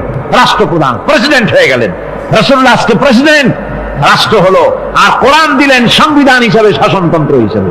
আল্লাহর নবী বললেন, আজকে আমি দেশবাসীকে এমন একটা কনস্টিটিউশন, এমন একটি সংবিধান দেশবাসীকে আমি দিলাম, যেই সংবিধানের বদৌলতে সমাজে আর চুরি থাকবে না, ডাকাতি থাকবে না, জেনা থাকবে না, ব্যভিচার থাকবে না। এর বদৌলতে মানুষ এখন দরজা খুলে ঘুমাতে পারবে, আর কোনো অশান্তি থাকবে না, চুরি হবে না, ডাকাতি হবে না, নারী ধর্ষণ হবে না, হত্যা হবে না, আরামের জমিন হয়ে যাবে, আর মানুষ শান্তিতে বসবাস করতে পারবে। হুজুর বললেন, খায়রুল কুরুনি কারনি, সর্বশ্রেষ্ঠ যুগ হচ্ছে আমার যুগ। আমার বন্ধুগণ, কোরআনের সমাজই ছিল পৃথিবীর সর্বশ্রেষ্ঠ সমাজ। সেই সমাজ ব্যবস্থাকে আমরা ভুলে গিয়েছি। আজকে সমাজতন্ত্র ব্যর্থ হলো কেন? কমিউনিজম ব্যর্থ হলো কেন? ব্যর্থ হওয়ার একমাত্র কারণ হলো তারা মানুষকে খেতে দিতে পারে নাই, পড়তে দিতে পারে নাই। পুঁজিবাদও ব্যর্থ, সমাজতন্ত্র ব্যর্থ। আসলে ওরা বলেছে আমরা সবাইকে সমান করে দেব, খাইতে দেব, পড়তে দেব, কাপড় দেব, চোপড় দেব, ওষুধ দেব, তোমাদের মৌলিক অধিকার, মৌলিক প্রয়োজন মিটাবো, এগুলি সব তারা বলেছে। কিন্তু মৌলিক প্রয়োজন মিটাতে পারে নাই। 70 বছর যেতে পারল না, বিদায় হয়ে গিয়েছে। মৌলিক প্রয়োজন মিটাতে পারে শুধুমাত্র কোরআন। কে মিটাতে পারে? জোরে বলেন, কে পারে? কোরআন পারে মানুষের মৌলিক প্রয়োজন মিটাতে। তাই কোরআনে কারীমকে আল্লাহ রাব্বুল আলামিন অবতীর্ণ করলেন। আর কোরআন দিয়ে রাসূল পাক সাল্লাল্লাহু আলাইহি ওয়াসাল্লাম একটা সমাজ তৈরি করলেন, এমন সমাজ যেখানে রাষ্ট্রপ্রধানের পেট ফুলে উঠলো না খাইয়া, রাষ্ট্রপ্রধানের বিরাট বিল্ডিং উঠলো না, বিদেশে টাকা জমা হলো না। আজকে আমরা দেখি পৃথিবীতে কত জায়গায় রাষ্ট্রপ্রধান নিজের ছেলে পেলে নাই, হাওলাত করা ছেলে একটা, তাও যদি এত টাকা পয়সা বিদেশে জমা করে, তাহলে মানুষেরা মন্তব্য করে যদি নিজের ছেলে থাকতো তাহলে তো গোটা বাংলাদেশ বিদেশি ব্যাংকে জমা দিয়ে দিত। ইসলাম পৃথিবীতে এসেছে মানুষকে এমন এক শান্তির বিধান দিতে। রাষ্ট্রপ্রধান মোহাম্মদ রাসূলুল্লাহ সাল্লাল্লাহু আলাইহি ওয়াসাল্লাম মানুষ খাবার পেয়েছে, দরজা খুলে ঘুমাবার সুযোগ পেয়েছে। আজ হযরত আবু হুরায়রা রাদিয়াল্লাহু তাআলা আনহু বলেন, আমি রাসূলুল্লাহর কাছে গেলাম, হুজুরকে গিয়ে সালাম করলাম। আল্লাহর নবী সালামের জবাব দিলেন, কিন্তু দেখতে পেলাম মুখ নড়ে, আওয়াজ বেরোলো না। কারণ কি? কাছে গিয়ে দেখি নবীজি ক্ষুধার যন্ত্রণায় কথা বলতেছেন, আওয়াজ বেরোতেছে না। এত ক্ষুধা লেগেছে আল্লাহর নবীর। 2-4 দিন চলে গেছে, খাবার নাই। রাসূলুল্লাহ সমস্ত গনিমতের মাল, যাকাত সদকার মালগুলি, খাদ্য দ্রব্যগুলি 2 হাতে বিতরণ করেছেন। নিজের পেটে খাবার নাই, মানুষকে দিতেছেন। দিতে দিতে এশার নামাজ পড়ে নবীজি ঘরের মধ্যে প্রবেশ করে হযরত আয়েশা সিদ্দিকা রাদিয়াল্লাহু তাআলা আনহাকে দেখে বলেন, আয়েশা রে, সারাদিন কষ্ট করেছি, দারুণ ক্ষুধা লেগেছে, তাড়াতাড়ি করে কিছু খাবার আমারে এনে দাও। হযরত আয়েশা হুজুরের ক্ষুধার্ত শ্রান্ত ক্লান্ত চেহারার দিকে তাকাইয়া হযরত আয়েশা কেঁদে ফেলেছেন। হযরত মা আয়েশা কাঁদেন আর বলেন, ইয়া রাসূলুল্লাহ, হে আল্লাহর নামের কসম করে বলি, আমি আয়েশার ঘরে কোনো পানি ছাড়া কোনো খাবার নাই। এই ছিল রাসূলের আদর্শ। আল্লাহ পাক বলে, বান্দা যখন আমাকে ডাকে, আমি বান্দার একদম নিকটে, তার ঘাড়ের চাইতেও নিকটে। ওয়া নাহানু আকরাবু ইলাইহি মিন হাবিলিল ওয়ারিদ। আমি আমার বান্দার সারা যে রগের উপরে তার মাথা, এর থেকেও আমি আমার বান্দার বেশি নিকটে। সুবহানাল্লাহ পড়ে। আমি তোমার কাছে, আমার কাছে মাপ চাও, যত বড় গুনাহ হোক। وقال ربكم ادعوني استجب لكم। তোমার প্রভু তোমাকে ডেকে বলেছে, আমাকে ডাকো, আমি মাফ করে দেব। সুবহানাল্লাহ। কত বড় কথা, আমাকে ডাকো, নিরাশ হয়েও না, হতাশ হয়েও না। আল্লাহর গজব বেশি না রহমত বেশি? আল্লাহর রহমত বেশি। হাদিসে কুদসির ভিতরে এসেছে, আল্লাহ পাক বলেছেন, কোন বান্দা যদি আমার দিকে 1 বিঘত অগ্রসর হয়, আমার রহমত তার দিকে 1 হাত এগিয়ে যায়। কোন বান্দা যদি আমার দিকে হেঁটে আসে, আমার রহমত তার দিকে দৌড়ে যায়। বান্দা যখন আল্লাহর দরবারে 2 হাত উঁচু করে চোখের পানি ফেলে দেয়, মুসলিম শরীফের হাদিসের ভিতরে এসেছে, গভীর রাত্রে, রাতের 3য় অংশে আল্লাহ রাব্বুল আলামিন প্রথম আকাশে আসেন আর ডেকে বলেন, পৃথিবীতে আছো নাকি কেউ গুনাহ করে জীবন বরবাদ করে দিয়েছো, আমার কাছে মাফ চাও। ঋণগ্রস্ত আছো, অসুস্থ আছো, অপমানিত আছো, কে আছো মাজলুম, আমাকে ডাকো, আমার কাছে বলো, আমি ডাকের সাড়া দেব, জীবনের আশা পূরণ করে দেব। ওই সময় যে সমস্ত লোকেরা কাঁদে তাহাজ্জুদের নামাজ পড়ে, আল্লাহ জিজ্ঞেস করেন ফেরেশতারা, অমুক অমুক দেশ অমুক অমুক বান্দারা কাঁদে কেন? ফেরেশতারা বলে, রব্বুল আলামিন তুমি তো ভালো করে জানো। আল্লাহ বলেন, জানি, তবুও তোমাদের মুখে শুনতে চাই। তারা বলে, রব্বুল আলামিন তোমার এই বান্দা গুনাহ করেছি, গুনার জন্য মাফ চায়, জাহান্নাম থেকে বাঁচতে চায়। আল্লাহ পাক বলেন, ফেরেশতারা আমার এই বান্দারা আমারে দেখেছে নাকি? বলে, দেখে নাই। বলে, আমার দোজখ দেখেছে নাকি? বলে, না, তাও দেখে নাই। আমার বেহেশত দেখেছে নাকি? বলে, না, তাও দেখে নাই। আল্লাহ পাক বলেন, ফেরেশতারা সাক্ষী থাকো, ওরা আমাকে দেখে নাই, আমার বেহেশত দোজখ কিছুই দেখে নাই, শুধুমাত্র আমার নবীর কথা, আমার কোরআনের কথা বিশ্বাস করে আরামের ঘুমকে হারাম করে যেভাবে তারা কাঁদতেছে, সাক্ষী থেকে যাও ফেরেশতারা, আমার রহমতের দরিয়ায় জোশ মেরেছে, আমার ওই ক্রন্দনরত বান্দাগুলিকে আমি আল্লাহ মাফ করে দিলাম। সুতরাং মুমিন বান্দা যারা, আল্লাহর মুমিন বান্দা যারা, এই ইমানের কোয়ালিটি, এটাও হতাশায় নিরাশায় ভেঙে পড়বে না। গুনাহ তো মানুষই করে, গুনাহ হয়ে গেছে, মাপ চাও। তোমার গুনাহ কদ্দুর?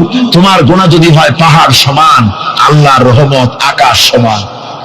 জাহান্নামের কঠিন শাস্তি থেকে বাঁচতে হলে আল্লাহর প্রতি ঈমান আনতে হবে। আর ঈমান আনলে যে কোয়ালিটি গুলি হওয়া উচিত, সেগুলি আমি আপনাদের সামনে আলোচনা করছি। এরপর আরেকটি কোয়ালিটি হবে মুমিনের, তা হলো কঠোর কঠিন বিপদে অবিচল থাকবে, বিপদে ভেঙে পড়বে না। বিপদ আপদ, শত্রুতা, ক্ষয় ক্ষতি যা কিছু হয় সবই আল্লাহর পক্ষ থেকে, এটা মেনে নিতে হবে এবং ধৈর্য ধারণ করতে হবে। বিপদ মুসিবত শুধু উম্মতের জন্য নয়, দুনিয়ার সমস্ত নবীদের বিপদ এসেছে, হয় নাই? নবীদের বিপদ আসে নাই? কোরআনে কারীম থেকে শুনুন, আল্লাহ রাব্বুল আলামিন বলেন, ওয়া কাযালিকা জাআলনা লিকুল্লি নাবিয়্যিন আদুওয়াম মিনাল মুজরিমিন।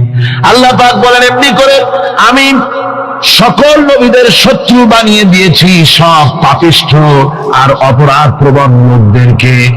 প্রত্যেক যুগে নবীদের শত্রু ছিল, প্রত্যেক যুগে নবীদের কি ছিল?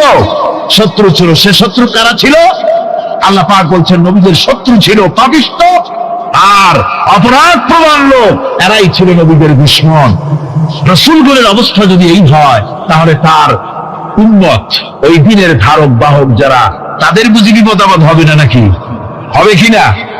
তো ইসলামের বিরোধিতা যারা করে, কোরআনের পরিভাষায় বলা হয়েছে ইসলামের দুশমন, নবীদের দুশমন, দুনিয়ার সব পাপিষ্ঠ আর অপরাধ প্রবণ লোকেরাই ইসলামের দুশমন হয়, নবীদের দুশমন হয়। আজও দেখেন, আজও তাকিয়ে দেখেন, ইসলামী আন্দোলনের বিরোধিতা যারা করে তারা পাপিষ্ঠ চরিত্রের কিনা তাকায় দেখেন, খুঁজে দেখেন, সর্বত্র খুঁজে দেখুন, খুঁজে দেখুন।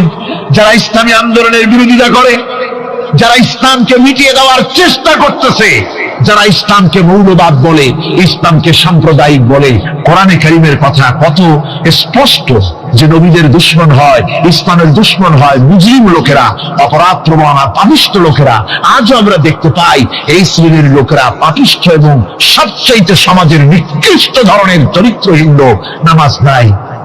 আপনি খুঁজে দেখেন ইসলামী আন্দোলনের বিরোধিতা যারা করছে, যারা নেতৃত্ব দিচ্ছে, নামাজ নাই, রোজা নাই, চরিত্র নাই, হজ নাই, যাকাত নাই, মদ, জুয়া, জেনা, ব্যভিচার ইত্যাদিতে লিপ্ত।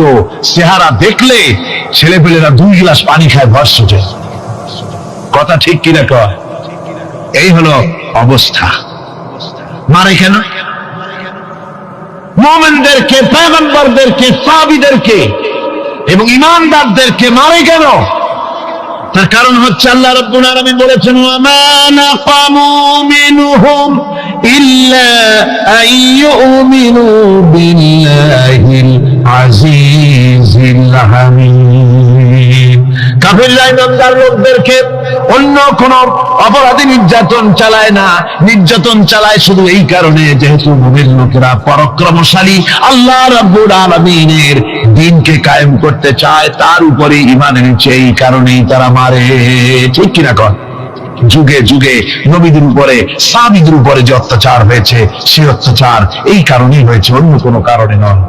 এই কঠিন বিপদে অবিচলতা এবং ধৈর্যের দৃষ্টান্ত নবীগণ পেশ করেছেন পৃথিবীর বুকে। আমরা দেখেছি ইব্রাহিম আলাইহিস সালামকে আগুনে ফেলানো হয়েছে, আছে না কোরআন শরীফে? আমি কিন্তু গল্প করতেছি না, সব কোরআনের কথা। কিসের কথা? ইব্রাহিম আলাইহিস সালামকে আগুনে ফেলানো হচ্ছে। অপরাধ কি? অপরাধ হচ্ছে হযরত ইব্রাহিম আলাইহিস সালাম দাওয়াত দিয়েছেন, লা ইলাহা ইল্লাল্লাহ। জোরে পড়েন, লা ইলাহা ইল্লাল্লাহ, লা ইলাহা, লা ইলাহা ইল্লাল্লাহ মুহাম্মাদুর রাসূলুল্লাহ। হযরত ইব্রাহিম আলাইহিস সালাম দ্বীনের দাওয়াত দিয়েছেন, এক আল্লাহর দাওয়াত দিয়েছেন, ঈমানের দাওয়াত দিয়েছেন। আর কোন অপরাধ ছিল না। নমরুদ সহ্য করতে পারল না। কোরআনে কারীমের মধ্যে সব কথাগুলি আল্লাহ পাক এই জন্য বিধৃত করেছেন, এই জন্য কোরআনে কারীমের মধ্যে সব কথা উঠায় দিয়েছেন, যাতে করে মুমিনেরা বিপদ আসলে পরে যেন ঘাবড়ে না যায়। ইব্রাহিম আলাইহিস সালামকে আগুনে ফেলানো হচ্ছে। ফেরেশতা বলছে, ইব্রাহিম তোমারে আগুনে ফেলায় দেওয়া হতেছে, আমার কাছে সাহায্য চাও, আমার কাছে ক্ষমতা আছে, আগুনগুলো উঠায় নমরুদের বংশ জ্বালায় দেব। হযরত ইব্রাহিম ফেরেশতার কাছে সাহায্য চাইছিলেন নাকি? তিনি বললেন, ফেরেশতা তোমার কাছে সাহায্য কেন চাইব? আমি তো এমন কোন অন্ধ আল্লাহর ইবাদত করি না যেই অন্ধ স্রষ্টা তার গোলামের দুনিয়া পয়দা আগ কর সকতি হে এক আন্দাজে গুলিস্তান পয়দা। ইব্রাহিমের ঈমান যদি আজিও কোথাও হয় বিদ্যমান, করতে পারেন অগ্নিকুণ্ডে খুবসুরত এক গুলিস্তান। আজও যদি আগুনের ভিতরে কোন নমরুদ কোন ইব্রাহিমকে যদি ফেলে দেয়, আল্লাহ রাব্বুল আলামিন আজও আগুনকে ফুলের বাগান বানায়া দিবেন। সুবহানাল্লাহ। ভয় পাওয়ার কারণ নাই, চিন্তা করার কোনো কারণ নাই। আমার বন্ধুগণ, হযরতে হুদ আলাইহিস সালামকে যখন সমাজের লোকেরা, রাষ্ট্রের লোকেরা ঘিরে ফেলে দিল, সমাজ শক্তি, রাষ্ট্র শক্তি যখন তাকে ঘিরে ফেলে দিল, ষড়যন্ত্রের পাহাড় তুলে দিল, তারে মেরে ফেলে দিবে, হযরত হুদ দেশ থেকে তার পালায় গেলেন না, ভয় পেলেন না। হযরতে হুদ আলাইহিস সালাম বললেন, কোরআনে কারীমে হযরত হুদের কথা কোট করা হলো, ফাকিদুনি জামিআন সুম্মা লা তুযিরুন। সম্মিলিতভাবে ষড়যন্ত্র করো আমার বিরুদ্ধে, সবাই মিলে ষড়যন্ত্র করো, সুম্মা লা তুযিরুন, আর আমাকে এতটুকু অবকাশ তোমরা দিও না।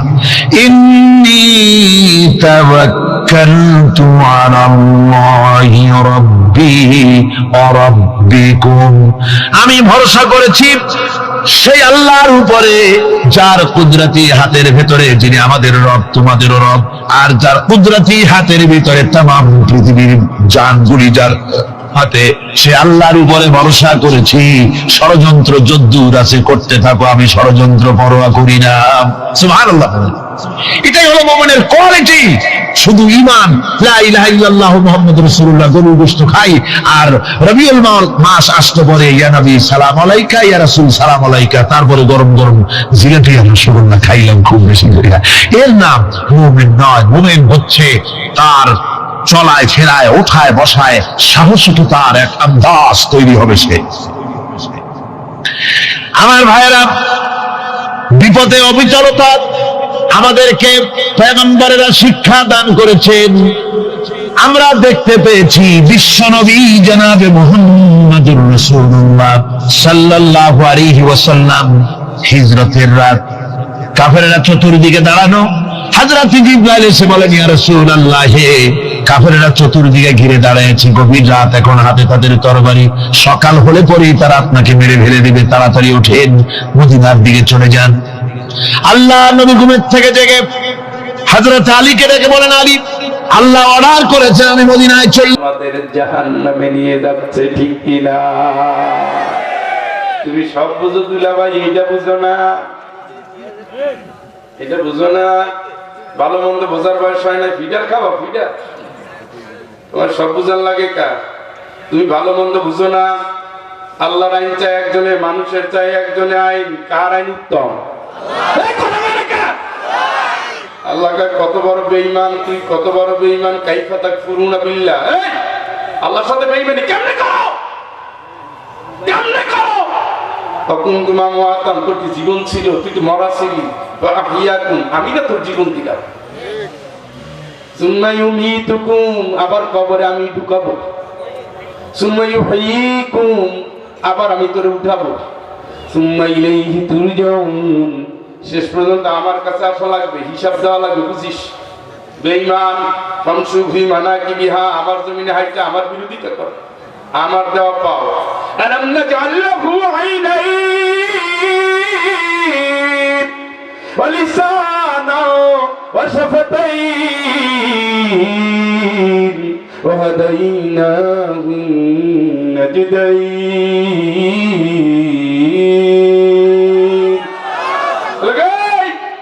দুইটা চক্ষু ধরে কে দিছে? ডাউট। একটা জিহ্বা ধরে কে দিছে? দুইটা ঠোঁট ধরে কে দিছে? আমি দিছি। আমি চলার পথ দেখাই দিছি। ফাহকুম বাইনাকুম বিমা আনজালাল্লাহ। অতএব জীবনে যতদিন হায়াত আছে আমি কোরআন নাযিল করছি, কোরআন অনুযায়ী চলবে, কোরআনের কর্মী হবি, আকিমুদ্দিন, ইসলাম কায়েম করবি, ওয়াতাসিমু বিহাবলিল্লাহি জামিয়া, সবাই মিলে কোরআনের কর্মী হবি, ঠিক না? এখন কাকা তোমার ভালো লাগে না? এখন ভালো লাগে না? খালি খাও, খাওয়াটা আসছে কে? পাঠাইছে কে? এটা বেঈমান। আল্লাহ কি কয়?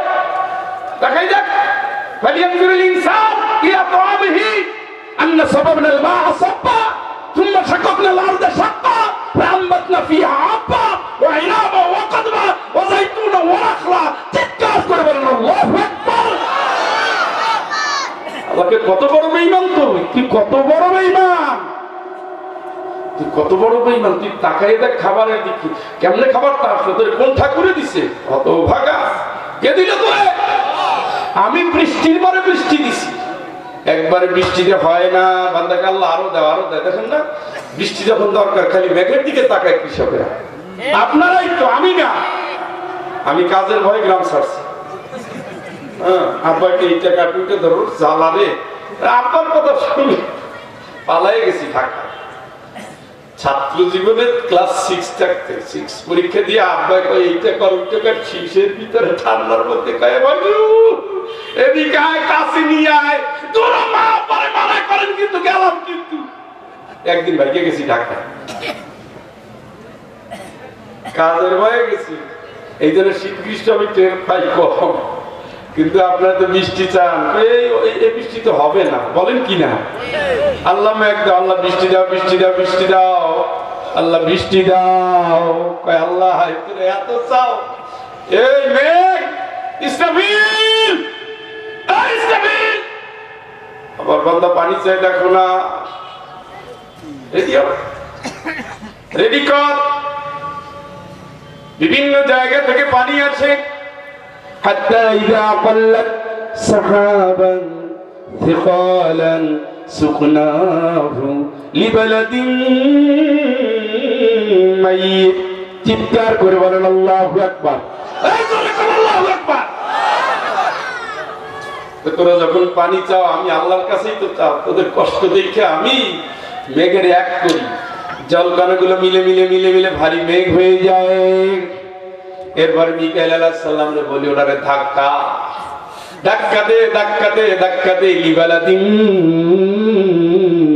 মাইয়িত, যে জমিন মরে গেছে, যে জমিন ঠনঠনা, যে জমিনে ফসল হবে না, ওই জায়গায় নিয়ে দুয়ার খুলে দে। সুবহানাল্লাহ। কে দেয়? কথা কয় না কা? ফাবি আই আলাই রাব্বিকুমা তুকাযিবান।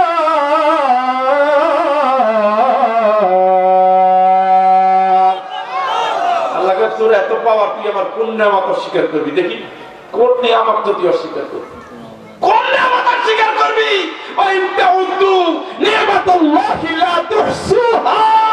আমার নিয়ামত গুনতে থাকতো। এই যে চোখ দিয়ে তাকাও, চোখের ভিতরে কত পার্সপতি আমি দিছি জানো? চোখের ডাক্তার আমি দিছি, ডাক্তার যে চিকিৎসা করবে সেইটা আমি দিছি, যে ঔষধ লাগবে সেইটা আমি দিছি, কাঁচামাল সেইটা, বিজ্ঞান সেইটা, যে পার্সপতি সেইটা, যে অস্ত্র সেইটা, জ্ঞান সেইটা, বিদ্যা সেইটা, বুদ্ধি সেইটা, জমি আমি সব আল্লাহ দিছি, তোরে দিছি, তোরে দিছি, তোরে দিছি, তোরে দিছি। সুবহানাল্লাহ। তুই আমার এবার দিয়ে কার হুকুম মান? আমার কাছেই তো আসবি। ও ভাইরে, তোমার বাড়ির পাশেই যে মসজিদ, তুমি তোমার টাকায় খাটিয়ে রেডি করে বসে রাখছো কবরে নিয়ে যাওয়ার জন্য, তুমি টের পাও নাই? বাঁশবাগানের বাঁশ দেখলে তোমার কলিজা একটু কাঁপন লাগে না? কবরের পাশ দিয়ে হাঁটার সময় তোমার অন্তরে কি একটা দাগ কাটে না? সাদা কাপড় দেখলে কি মনে হয় না? বড়ই খাওয়ার সময় কি ভাবো না একবার গরম পানি বড়ই পাতার মধ্যে দেওয়া হবে? তুমি কি কেমনে ভুলে গেলা? ফাইনা তাযহাবুন, কই যাও পথিক? মরণ পথের পথিক, কবর পথের পথিক। আল্লাহকে এত দিলাম, তোরে এত দিলাম, এত দিলাম, আমি তো বেশি কিছু চাই নাই, আমি শুধু চেয়েছি আমার কথা মানবি। কার কথা? হুকুমকার, আইনকার, বিধানকার, জমিনকার, আমরাকার, জগৎকার, কবরকার, জান্নাতকার। কথাগুলো খালি মাহফিলে এসে বললেন না, অনেকে জিজ্ঞেস করে যে কারে সাপোর্ট করো, কারে বেঈমান কয় কি? এই পাগল, তুমি কারে সাপোর্ট করবো বুঝো না? নামাজিকে বেনামাজিরে করে, ইমানদারিকে বেঈমান করে, আল্লাহর আইনের গোলামেরা কোনদিন বাতিলের আইন মানতে পারে? আল্লাহর আইন ছাড়া সকল আইন কুফরি আইন, কবিরা গুনাহ, কবিরা গুনাহ, কবিরা গুনাহ। তোমার এত ভালো লাগবে কাঁচান, তুমি বুঝো না ক্ষুধা লাগলে খাবার আসে, তোমার ইমানের ক্ষুধা নাই? হ্যাঁ, নামাজি মিয়া নামাজ পড়তে পড়তে কপালে দাগ করে গেছে, তুমি এখন ইমাম ছিল না, তুমি বেনামাজির নেতা মাইনে দৌড়ো। আল্লাহ রাই বুঝে না, রাসূলের আদর্শ বুঝে না, কিচ্ছু বোঝে না। লেখাপড়া করছে না, মাস্টার বানাইলো কে? আল্লাহ। এত জ্ঞান দিল তাকে? আল্লাহকে বাড়ির দিকে তাকা। কতবার তুই চাইছো আমার কাছে, আবার দিছি, আবার দিছি, আবার দিছি। এখন না তুই লাঙল নিয়ে জমিতে রাখলি, দিল তাকে? কথা কয় না। ট্রাক্টরটা এমনি চালান নাই, কৃষক খুশি। বৃষ্টি নামছে, বৃষ্টি নামছে, তাড়াতাড়ি ধান ভিজাও। হ্যাঁ নাকি? সবাই রেডি, সবাই বাড়ি খুশি, বউ খুশি, ব্যাং খুশি, ব্যাংও খুশি, ব্যাংও খুশি। সুবহানাল্লাহ। সবাই খুশি, সবাই খুশি। আব্বা তাড়াতাড়ি তাবলিগ থেকে আসো, জমি চাষ করা লাগবে, খুব বৃষ্টি হয়েছে, পানি জমে গেছে। নাকি হয়েছে মানে ভিডিও দেখাইতেছি তোমার। কত খুশি। আল্লাহকে আবার দিছি, আবার দিছি, আবার দিছি, জমিটা একেবারে নরম করে দিছি, লাঙ্গল চালাই তো তুই। ফাআমবাতনা ফিহা হাব্বা, এর ভিতরে তুমি মরা ধান চাষ করছো, যেটা কোনো জীবন নাই, দেখা যায় না কিছু, কিনতে দেখি, ভাঙতে দেখি, ওর ভিতরে কিছু করতে পারে কিনা। কোন বীজের ভিতরে প্রাণ আমি আল্লাহ কেমনে দিছি তুই কি জানো? মাটির গর্তের ভিতরে একটু দিয়া রেখে দিলি, আমি আল্লাহ ওটাকে অঙ্কুরিত করলাম। ফাআমবাতনা ফিহা হাব্বা, আমি আল্লাহ ওই ফসলটাকে, ওই নির্বীজ বীজটাকে আমি আল্লাহ অঙ্কুরিত করে করে করে করে বড় করলাম, বড় করে করে তার আরো বড় করলাম। তারপরে ফসল ফলল, কুলু মিন তাইয়্যিবাত, এখন এই পবিত্র জিনিসগুলো খা। ওয়াবুদু রাব্বাকুম, গোলামি করবি কার? খাইয়া মিছিলে যায়, যে মিছিলে আল্লাহর নাম নাই, নারায় তাকবীর নাই, ও ঝাড়ু দিয়ে পিটান হচ্ছে। খাইয়া যে বেটা কাঠি নিয়ে দৌড়াইতেছো, এমন একটা মিছিলে গেলি যে মিছিলের কোন শুকরিয়া নাই। শুকরিয়ার মিছিল হলো নারায়ে তাকবীর। তুমি করছি কার নাম দিয়া? ইসলাম ছাড়া অন্য কিছু, তোমার নেতা আমার নেতা, এগুলো হলো শুকরিয়া। উনি কাছে জ্বালো জ্বালো, ওরে শালা জ্বালাইতে না, আল্লাহর জমিনে তুই কি জ্বালাবি বেটা? তুই কি জ্বালাবি? আল্লাহর শুকরিয়া নাই, রাসূলুল্লাহ ইসলাম নাই, কিচ্ছু নাই। উনি খালি জানো জানো না, একটা আছে জানো জানো না, আছে আছে কোন সে নেতা? কত বাঁকা খাউট কোথাকার। ওই নেতা নামাজ পড়ে, আল্লাহরে চিনে, ইসলাম চিনে, মক্কা মদিনা চিনে, কি চিনে? আল্লাহর আইন চিনে, ইসলামী শরিয়াত চিনে, আসলে কি রাসূলের আদর্শ চিনে, আসলে কি রাসূলের রেখে যাওয়া সমাজ ব্যবস্থা চিনে। এই সমাজ ব্যবস্থা কোরআন ছাড়া আর কেউ চলতো না, ঠিক না? শরিয়া আইনের নামে, শরিয়া আইনের নামে গল্প চলতেছে, কিচ্ছা চলতেছে। শরিয়া আইন বুঝে বেটা? শরিয়া আইনে সুদের কোন স্থান? এই কথা বলে না কেন? ঘুষের কোন স্থান? চুরির কোন স্থান? জেনার কোন স্থান? লোক ঠকানোর স্থান? মিথ্যা মামলার স্থান? খুনাখুনির স্থান নাই। শরিয়া আইন মানে মানুষের হারাম খাইতে খাইতে পেট গেছে বলে শরিয়া আইন মানে। কথা কি বুঝেন? আল্লাহ শয়তান সহ তোদের হাজির করবো। আর শয়তান বলছিল না সোজা পথে চলতে দেব না, লাআকুদান্না লাকুম সিরাতাল মুস্তাকিম সুম্মা লাআতিয়ান্নাহুম মিন বাইনি আইদিহিম ওয়া মিন খালফিহিম ওয়া আন আইমানিহিম ওয়া আন শামাইলিহিম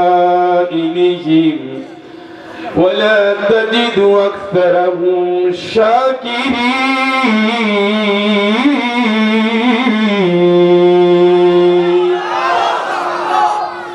আমি তোমার কথা শুনি নাই দেখে আল্লাহ তুমি আমার জান্নাত থেকে স্থায়ীভাবে শেষ করে দিলা, ধ্বংস করে দিলা, বহিষ্কার করে দিলা তুমি। এই তো তোমার বান্দাগুলোরে আমি জান্নাতে যেতে দেব না, আমার অনুগত বানায় ফেলাবো।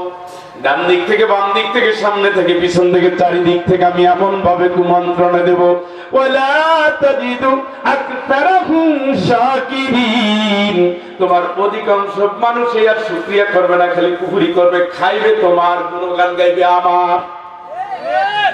তোমার মুয়াজ্জিন ডাকবে মসজিদে, আর আমি থাকবো জুয়ার আসরে, গাজার আসরে, ক্যারামের আসরে, ক্রিকেটের আসরে, গানের আসরে, আনন্দের আসরে। তোমার নামাজ বাদ দিয়ে সেখানে আসবে, কোরআন বাদ দিয়ে সে কবিতা পড়বে, গল্প পড়বে, উপন্যাস পড়বে, বড় বড় কবি হবে, কোরআনের কবি হবে না।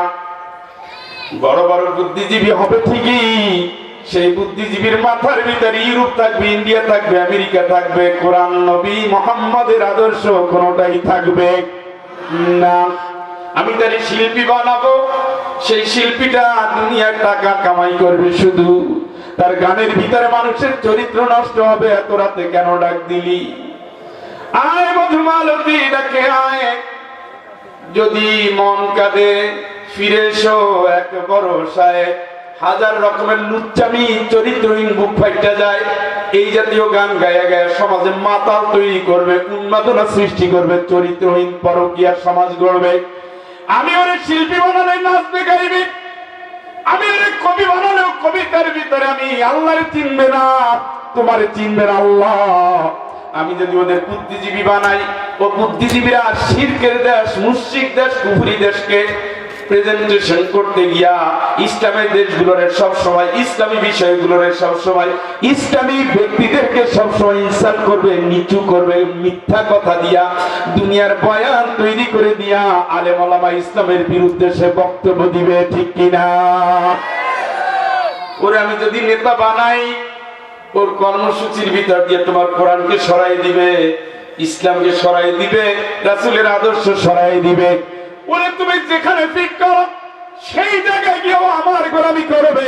আমার আল্লাহ উত্তর দেয়, লামান তাবিআকা মিনহুম, লামান তাবিআকা মিনহুম লাআমলাআন্না জাহান্নামা মিনকুম আজমাইন।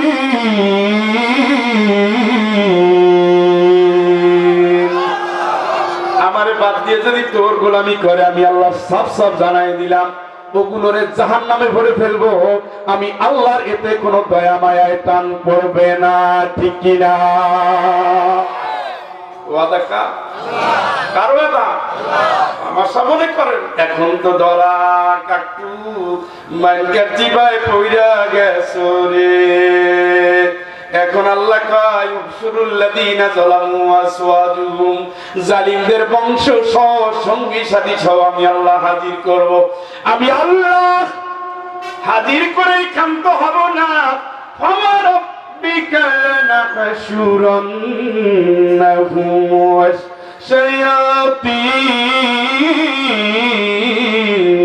থুম্মা লানুহদিরান্নাহুম حول جهنم جثيا।